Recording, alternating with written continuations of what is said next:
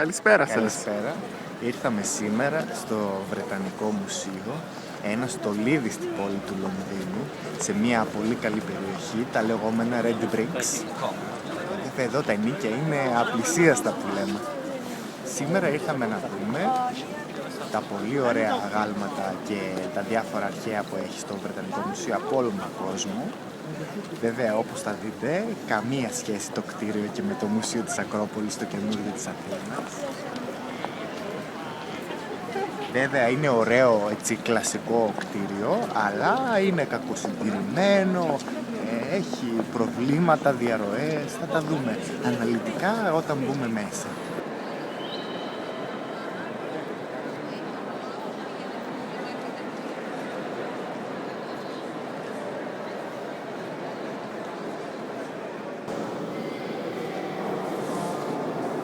Εδώ βλέπουμε ένα πολύ όμορφο έργο, την Ήριδα, γνωστή και ως η δακρυσμένη Καριάτιδα, γιατί φαίνεται σαν να κυλάνε δάκρυα πάνω στο αγάλμα.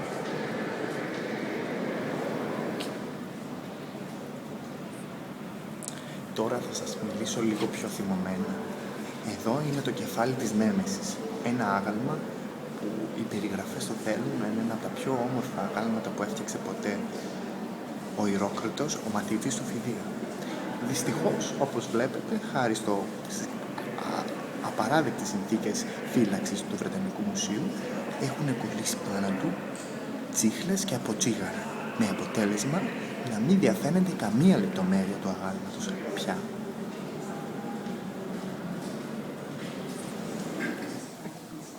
Εδώ δείτε πόση προσοχή έχει δώσει ο Φιδίας στη λεπτομέρεια, και αυτοί που λένε ότι δεν υπάρχει συνέχεια στο ελληνικό γένος, δείτε εδώ και δείτε και εδώ, θα καταλάβετε.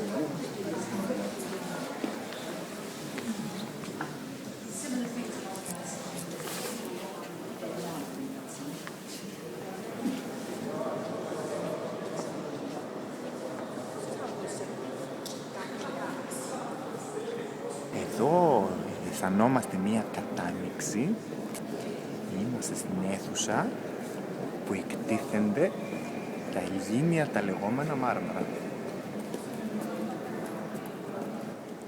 Όπως βλέπουμε είναι πολύ κατεστραμμένα, γιατί δεν τα φρόντισαν καθόλου καλά. Τα τελευταία 30 χρόνια υπάρχουν πολλές καταγγελίες ότι χρησιμοποιούσαν σκληρά χημικά και βούρτσες μεταλλικές. Παρόλα αυτά, η ενέργεια των μαρμάρων δεν χάνεται, αναβλύζει και τη νιώθεις. Με το που μπαίνεις μέσα νιώθεις ένα πλάκωμα.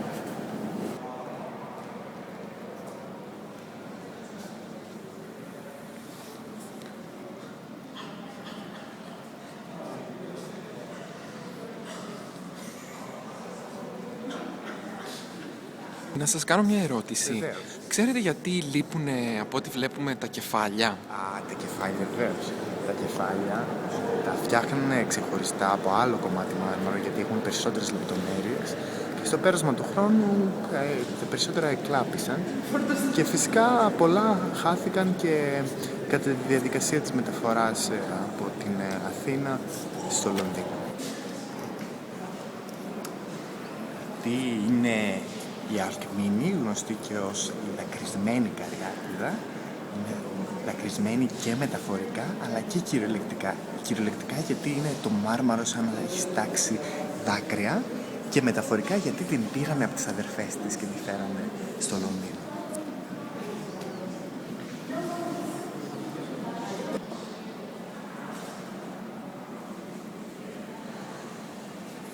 Εδώ είναι η τρίτη Καριάτιδα, η Καριάτιδα του Ρόθκο που λέμε.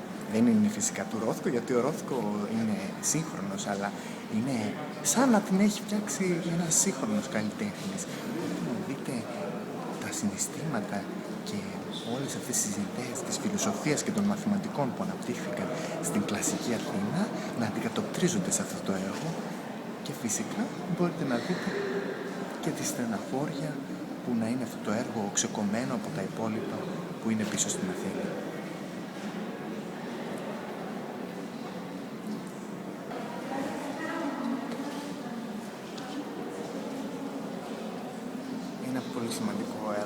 καγκελάκια του Φιδιππίδη, γνωστά από τους διαλόγους του Σοκράτη όπως έχει καταγράψει ο Πλάτωνας.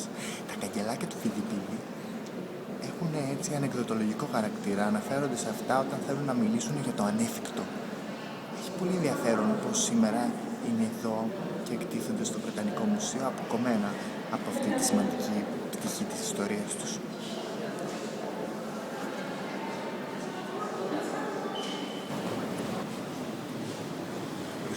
Βρισκόμαστε μπροστά από το λιοντάρι της Αλικαρνασσού. Η Αλικαρνασσός είναι μια ιδιαίτερη περίπτωση μνημείου, γιατί δεν είναι ακριβώς και ελληνικό, δεν είναι ακριβώς και περσικό. Είναι σε ένα σταυροδρόμιο πάνω.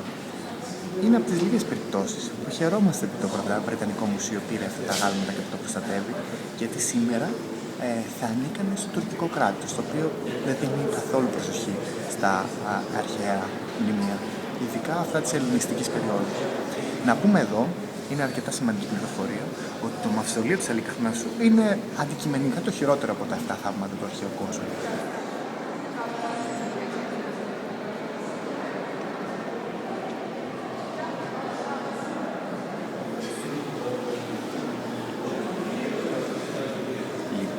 Ξέρετε, εμείς οι αρχαιολόγοι δεν κάνει να κάνουμε πολιτικές δηλώσεις, αλλά τώρα θα το τολμήσω μιας που είμαστε εδώ.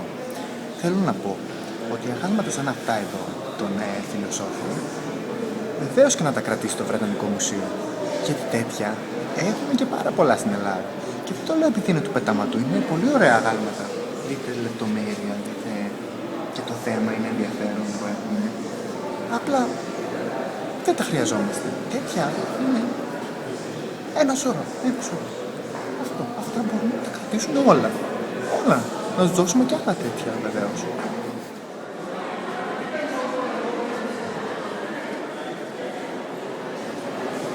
Τώρα είμαστε στην λεγόμενη Ρωμαϊκή περίοδο. Βέβαια, όπως όλοι γνωρίζουμε, οι Ρωμαίοι μπορεί να κατέκτησαν την Ελλάδα με τα όπλα, αλλά οι Έλληνες κατέκτησαν τη Ρώμη με τα γράμματα και τον πολιτισμό τους. Εδώ, σε αυτά τα εκθέματα, μπορούμε να δούμε την ελληνική επιρροή στη ρωμαϊκή ζωή. Ένα πολύ καλό παράδειγμα που έχει να κάνει με την ένδυση είναι ο λεγόμενος αθηναϊκός μπερές, όπως το χρησιμοποιούσαν οι Ρωμαίοι.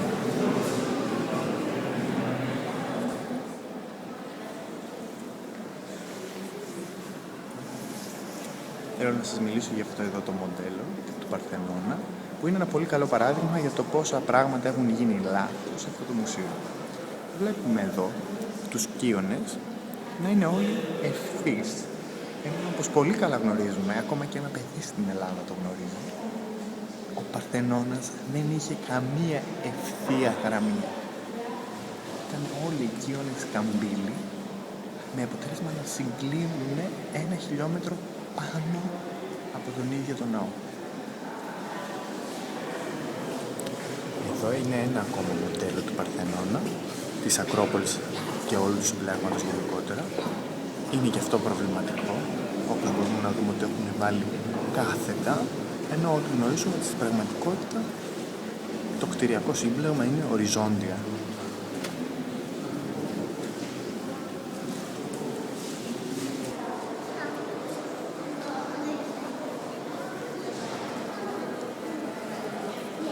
Ένα από τα πολύ συγκινητικά έργα είναι η πορτάρα του Αγαμέμνονα από το παλάτι των Μυκηνών. Μπορείτε να δείτε στις παραστάσεις όλη την ιστορία του Τροϊκού πολέμου.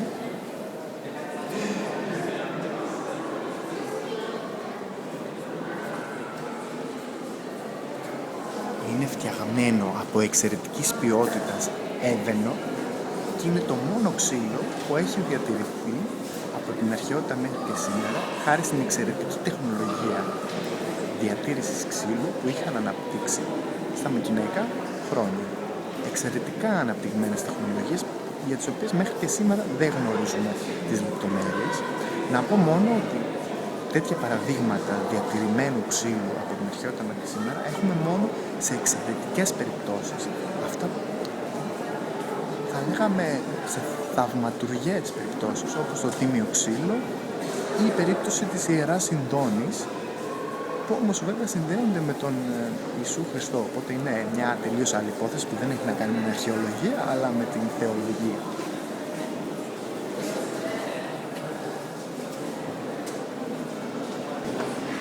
Εδώ τώρα είμαστε στο μινωικό δωμάτιο, αλλά να σας πω την αλήθεια, από μινωικά έχουν πάρει Άγγλοι τα χειρότερα. Εδώ έχουμε την μπανιέρα του Μίνωα.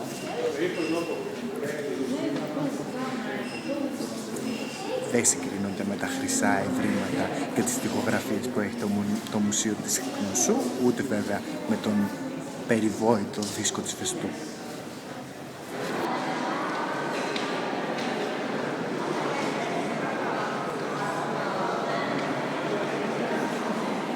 Δεν είναι όλα τα μέρη του Βρετανικού Μουσείου προσβάσιμα στο κοινό. Για παράδειγμα, η αίθουσα με τα χειρόγραφα του Κουμράν χρειάζεται ειδική άδεια για να μπει κανείς μέσα. Εγώ μπορώ να σας πω, επειδή κομμάτι της έρευνάς μου σχετίζεται και με τα χειρόγραφα του Κουμράν, ότι αν ήξερε ο κόσμος τι λένε αυτά τα χειρόγραφα, πολλοί θα χάνανε τις θέσεις τους. Αλλά δυστυχώς δεν μπορώ να πω περισσότερα γι' αυτό.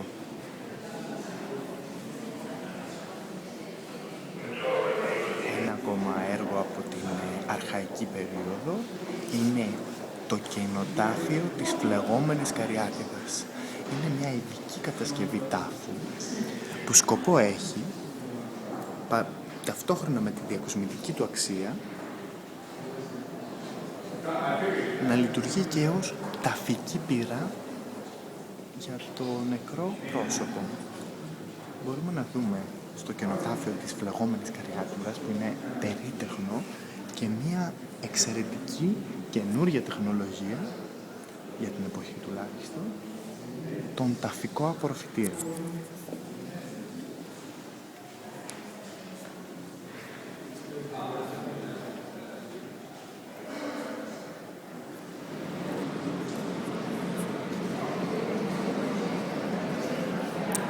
Στο κεντρικό θάλαμο των ελληνικών εκθεμάτων βρίσκεται το Ασκληπιείο, το λεγόμενο.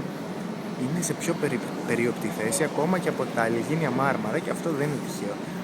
Κοιτάξτε γύρω σας, έρχονται χιλιάδες άνθρωποι από όλο τον κόσμο.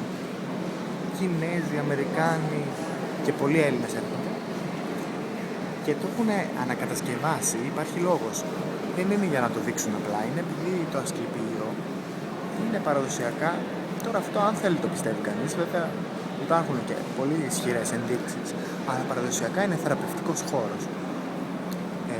Φαινομενικά είναι κλειστό για το κοινό, αλλά αν παρακαλέσεις την φύλακα, η οποία έχει δει όλα αυτά τα χρόνια να συμβαίνουν αξιοθαύμαστα συμβάντα, αν την παρακαλέσεις και δει ότι έχεις κάποιο πρόβλημα υγείας, τότε υπάρχει μια πολύ καλή πιθανότητα να σε αφήσει να μπεις μέσα στο Ασκληπιείο και να βιώσεις αυτή τη θεραπευτική, ιδιότητα που έχει αυτός ο χώρος. Το έχουν ανακατασκευάσει ειδικά για αυτόν τον λόγο, για να μελετήσουν αυτό το φαινόμενο.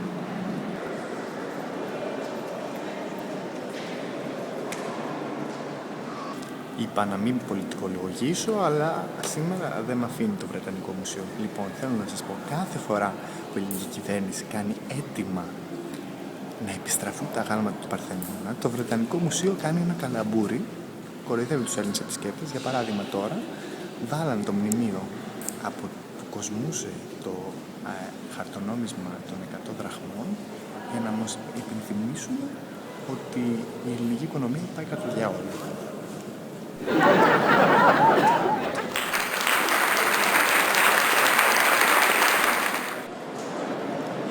Κυρίες και κύριοι, κάπου εδώ ολοκληρώνεται το σημερινό οδηπορικό μας στο Βρετανικό Μουσείο. Είδαμε όλα τα σημαντικά εκθέματα, κυρίως τα ελληνικά σημαντικά εκθέματα, και τώρα βρισκόμαστε στην κεντρική αίθουσα και λέμε να ξεκουραστούμε λίγο, να πιούμε ένα καφέ, να σκεφτούμε όλα αυτά που είδαμε και όλα αυτά που συζητήσαμε.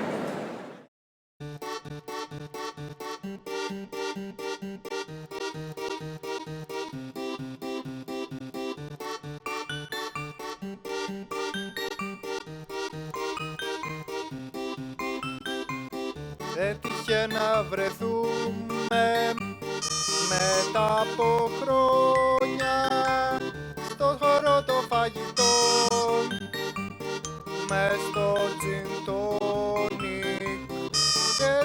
χορευτικό μπανάνες και να μου λες πως πρέπει να είναι